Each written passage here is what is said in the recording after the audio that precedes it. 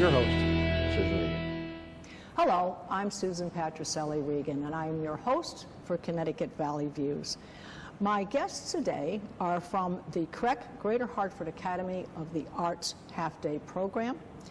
And I want to tell you that CREC is an acronym for the Capital Region Education Council.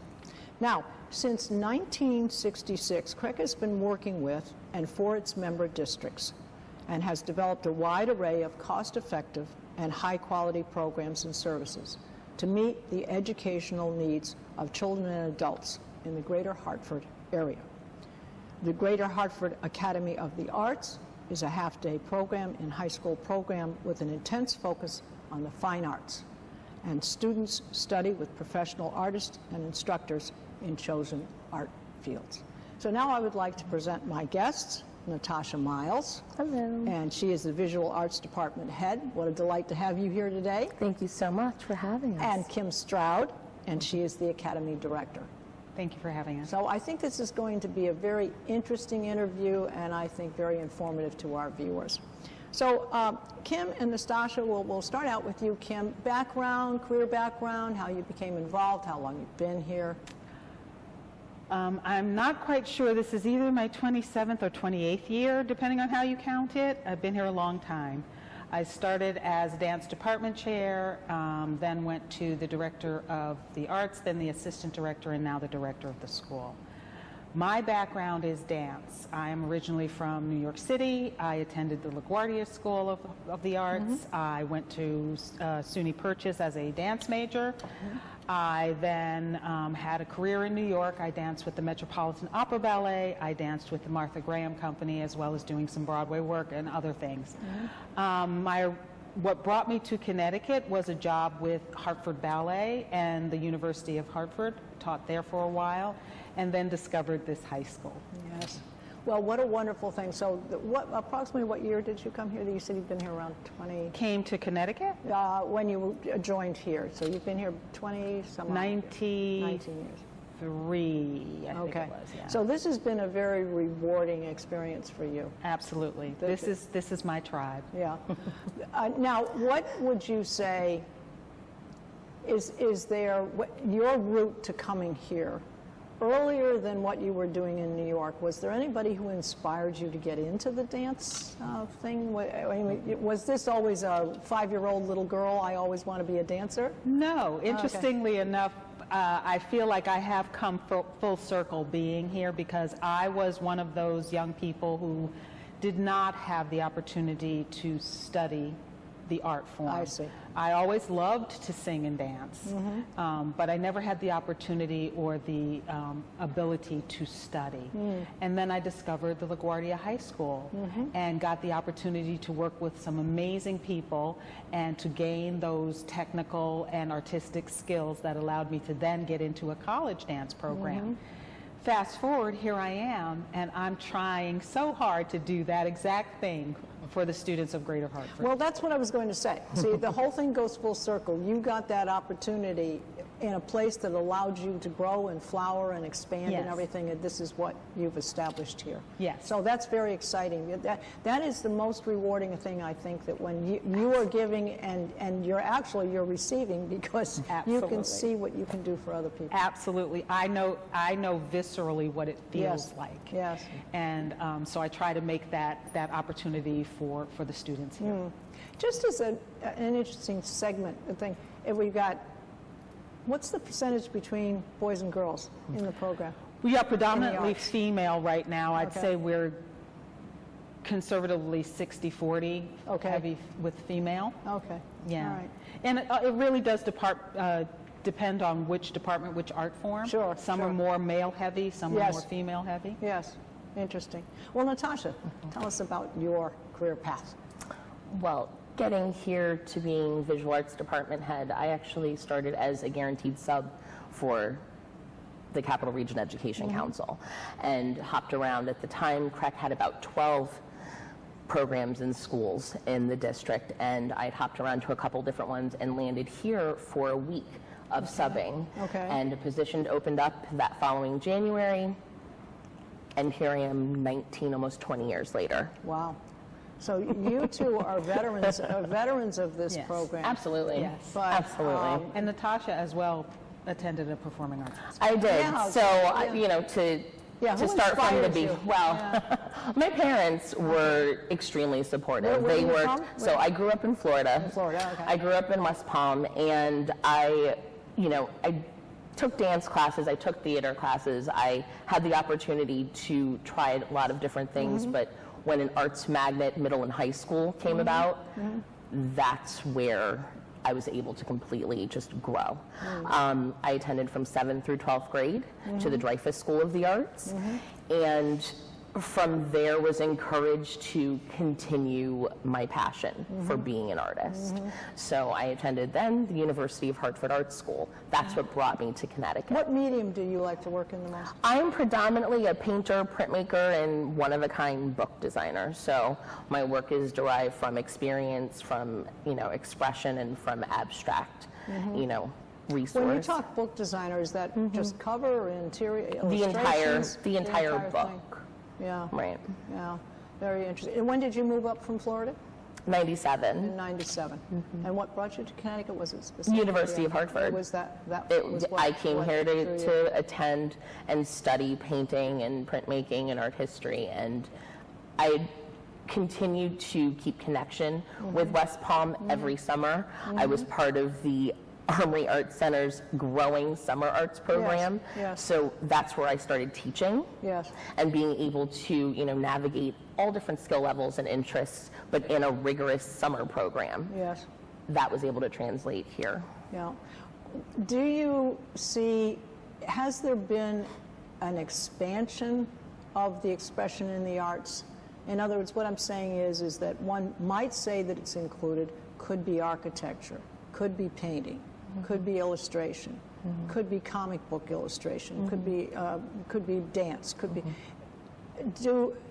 There's an allowance, I would say, that if there was some other, I don't know if I want to call it medium or not, but some other thing that, because so many things move so fast these days. Yes. Absolutely. And new ideas come up about whatever it might be.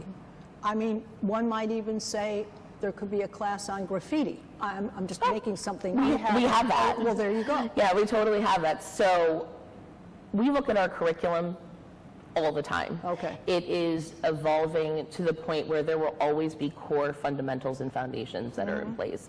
It's important to have observational drawing skills. It's important to understand color theory. It's important to really be able to experience how to create something in the round, but also to learn how to be a critical thinker and how to, take a risk, step back, look at what Yes. you did, see why it didn't work, Yes. and then go back into it and try again. Right? So we acknowledge all of those components, but as far as the innovation and connecting with the ever-changing technology that's happening in the world, absolutely. So this year we've increased our digital classes. There's an animation class as well. We have more students who are working either personally on their own tablets or devices to create, and we want to embrace that, but also be able to give them more tools for their personal style and experience that they're doing outside of what we're doing in our class. Well, We what also do that yeah. across the art forms, not Yes, just not in just in visual visual arts. Right, right. So we're working more in technology with music, with dance, with theater, and one of the positive outcomes of COVID is that we really had to get into how do you perform digitally? Yes. How do you perform on recording? Yes. So we've now incorporated some of that into the curriculum. Our charge is college entrance, so we're also in communication with college programs on a regular basis. What are you looking for in your new incoming students? And we make those tweaks. That's interesting. Yes, so we do make those tweaks to our curriculum as well as those things change, as those requirements and what they're looking for changes. That's great anticipation, because you're right, because you could be intensely studying something here and then find out it has no application to the college you were hoping to go to, because they're more into fill in the blank. Exactly. Yeah, Exactly. yeah. Well, during this COVID period, and I think at any time in people's programs, we talk about depression. We talk about, I think, a lot of suicide issues, people having over-medicating, self-medicating, and so forth. But the arts And this creative thing is a natural homeopathic solution in itself. Because when you can express yourself otherwise, even if it's a sad painting, at least it's in a more constructive way. Yes. And it gets people, and I think it's important between parents and children too. Yes. If the parents are very involved. Do you have lots of parental, are they involved? Do you find that parents like to be involved in what's going on with the curriculum? Yes. That's a hard question to answer, only because the short answer is yes. Okay. The longer answer is we have many advantages that happen because we're a very widespread interdistrict school. But we also have some challenges that are presented by being a very widespread interdistrict school. We have students from over 40 different towns and high schools coming to us every day. Wow. And so when you ask me about that, I mean, you know, would the parent from Meriden like to come here and be involved? Absolutely. And sometimes we do some things virtually that can involve more parents, but sometimes it's a family challenge to make that happen. If you have, you know, 3 little kids at home and dinner has to get on the table, and how do you get to Hartford and back, you know. So can you do Zoom things with parents? We do Zoom things with parents, absolutely. Yeah. So the answer is more complicated, but are they avid? Absolutely. Good. Good. Yeah, that's critical these days too, that the parents are involved. Yes, they are. I think so.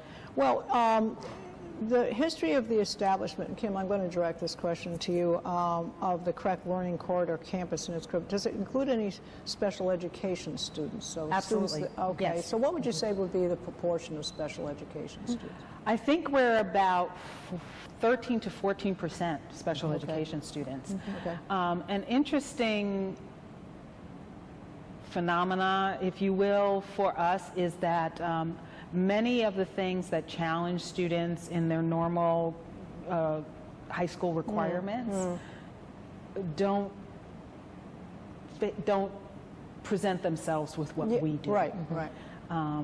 Because their creativity is not defined by X and Y, it is defined by them. Yes. And we also have the luxury, and I do appreciate that it's a luxury, to tailor curriculum to students when need be, because they don't have to pass you know, geometry in order to graduate. Yes. It's not like that. So, you know, if this student who has autism really wants to do you know, jazz music, and that's their thing, we can tailor to that student.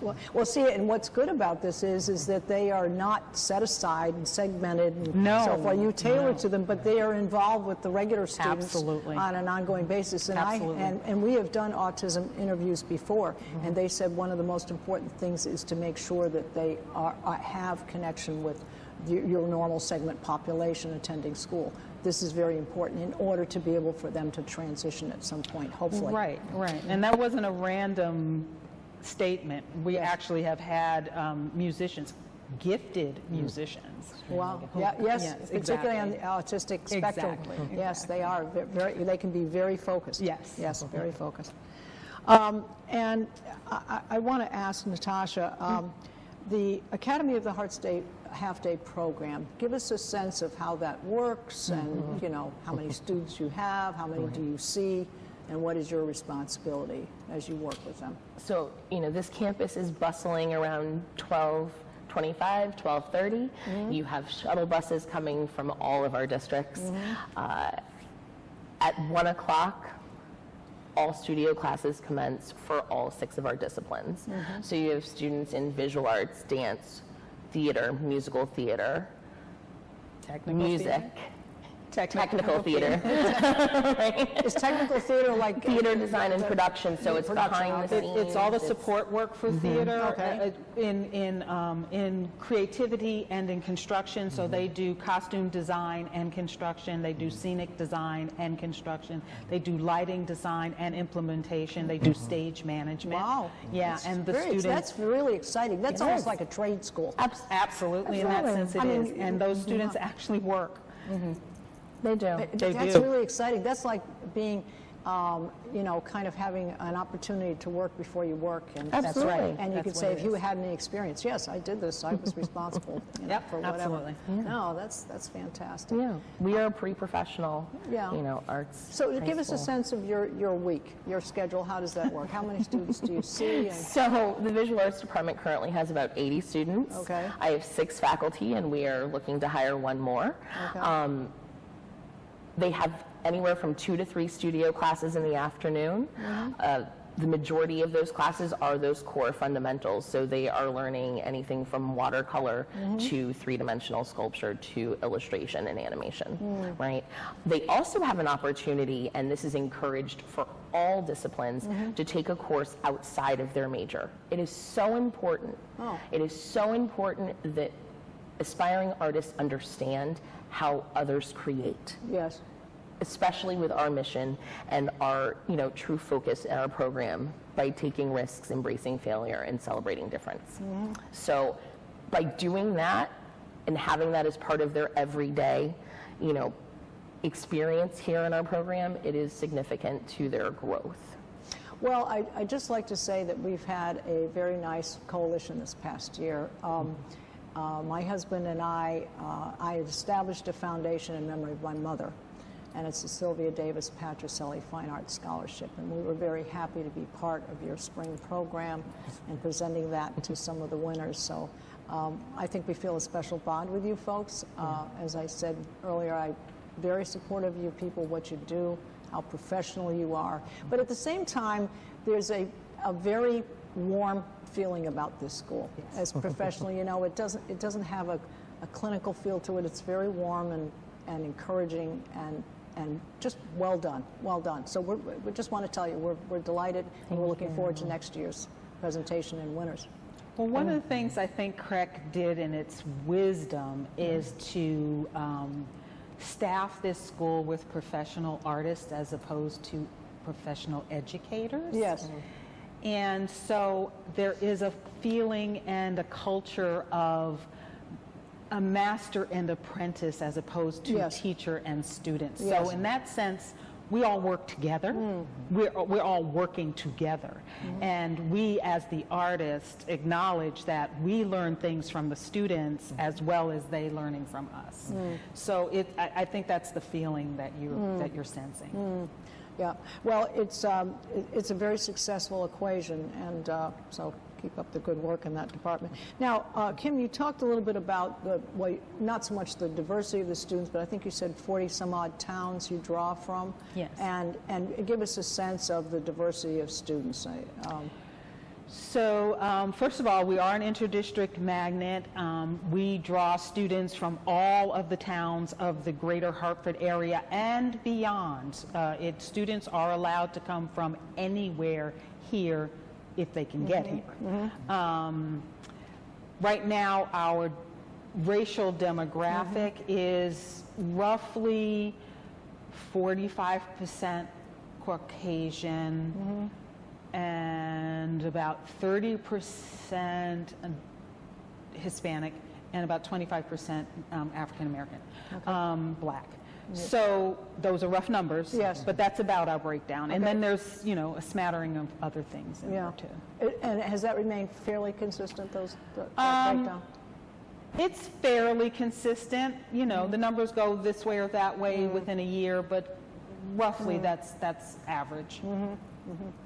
Now, either one of you, happy to have you respond to this, because this is very important for parents who might be considering doing. How does it work? Is it drawing names? Is it by number? You have to have a certain academic record to apply. How does that all work? Let's just say a parent was considering doing it. What's the first step they need to do? Well, I'll start. Okay. Our entrance is by lottery. Okay. And the lottery is done at the State Department of Education, not here. Okay. Their mission is to give as many students from as many backgrounds in Connecticut an opportunity to be in a magnet school. So I don't exactly know what algorithms they use, but they make sure that all towns are represented in some way, that different races are represented in some way. And so therefore, we wait, as the parents do, to see who our new students will be. Right. We have no say in that. What I do tell parents when they come to our open houses to get information about whether or not they wish to apply here is that, you know, make sure that whatever schools you apply to, you really want your child to go to, because in their application at the State Department of Education, they have the opportunity to apply for up to 5 schools. But it's a one offer lottery. Okay. So if you get offered a spot in school number 5, that's it. You're done. Okay. You don't even get a chance at school number 1. Okay. So if you only want your child to go to one of those schools, then only put one name on that lottery, not 5. Okay. Because it's a one offer lottery. Okay. So that much I do know about it.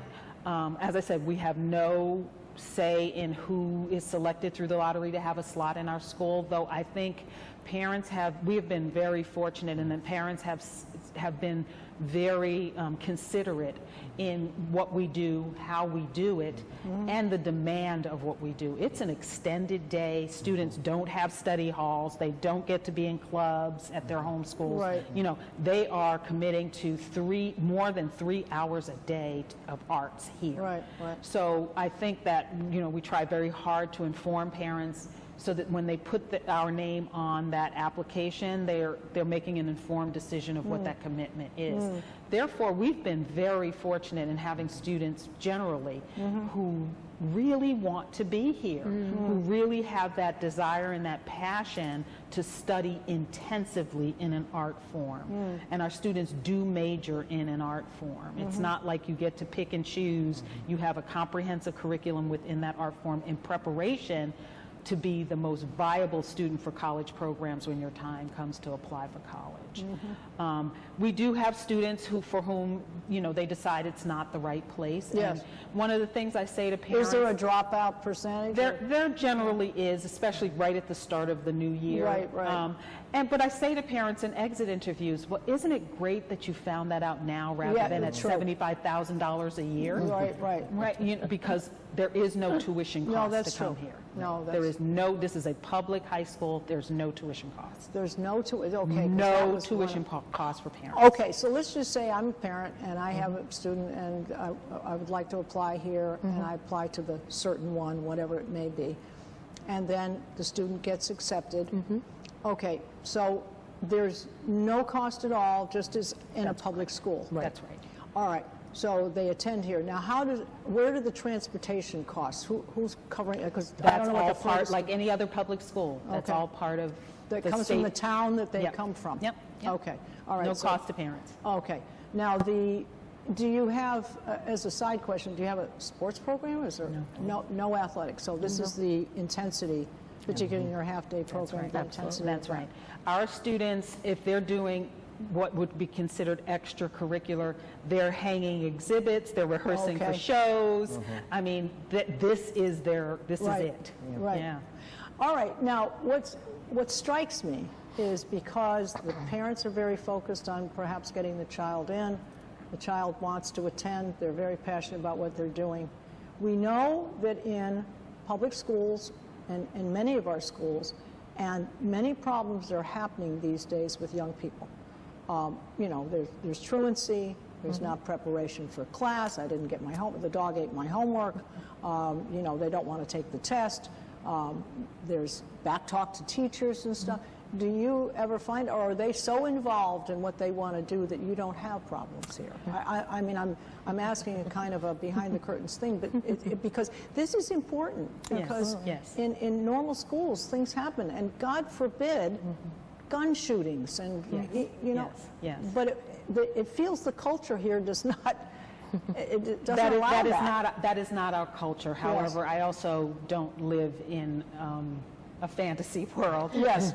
These are teenagers, and they do come from all over. So we have a great culture here. It is very accepting. It is very warm. And fortunately, we have small classrooms, so students are known. They know their teachers know them. I think all of this lends, and they do have a passion for what they do here. Yeah, it's very industrious and constructive. Exactly. So I think that all lends itself to a wonderful culture for a school. Nonetheless, you know, on occasion do have issues that we have to deal Yes, with. of course. Fortunately, it's on occasion. Yes. It is not our norm. Yes. I think that's why a lot of our faculty stay for so long. That's great. That's wonderful. Because they don't have to very deal with healthy. those things on a regular basis. But we've had occasion where we've had to Yeah, deal with well, you've had to deal with things. Yeah, particularly, I'm sure, with drugs and other things that get involved in. They are whatever. teenagers. But, they are teenagers, yes. Well, that's great. Now, what about revenue stream as far as the school itself? So obviously, since it's no cost to the family, So, how does that work? Is it donations? How does- Well, yes and funded yes. by the Again, state? that's a little complicated. That's a little more complicated than a regular public high school, though we are a public high school. So that means we do get state funding for our program, for our operations, for our transportation. We do get state funding like other schools do. However, much of our curriculum is maybe not funded in the same way that Yes. math, science, social studies, Yes. and language arts would be. And so we do a lot of fundraising. We do a lot of networking. Do you have regular donors who? We have regular donors. So We that they have set some up a- lovely people who support us and have been supporting us on a regular basis because they believe in what we do. Is there an endowment thing? We do have an endowment. It's still in its infancy. Okay. So it's not necessarily generating the amount of money that we would Yes. we hope it will at some point, but we do have an endowment that was started by our parents group many years ago. And so it's very slowly, very, very slowly growing. Yes. But it is growing. Yes. And we do have some donors who support us greatly. So, for instance, when we want to we're an interdistrict magnet. We believe in equity across our students. So if we say we're taking the senior class to the high school dance festival in Philadelphia, Right. we are taking the senior class. Yeah, that's- So if we have to call you and say, I need $1,000 because this student and this student can't afford to pay for it, we have people who will help us do Great. that. That's great. Well, this has been a very exciting, I think, particularly to have the two of you, because I think a lot of people know of this particular opportunity for schooling, but don't know the intricacies of it and how it works. So this has been very exciting to have both of you on today. Thank you. I'm very Thank appreciative of your you. time. Congratulations on superb jump. You get gold stars all across the Remember when people used to put gold stars on? I still provide stickers. You'd be Yeah. surprised what Okay. a teenager enjoys. All right, and I do want to provide the website to our viewers in case you'd like to follow along or contact them, and it would be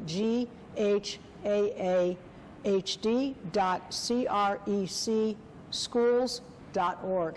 Again, I'd like to thank you. I'm Susan Patricelli Regan.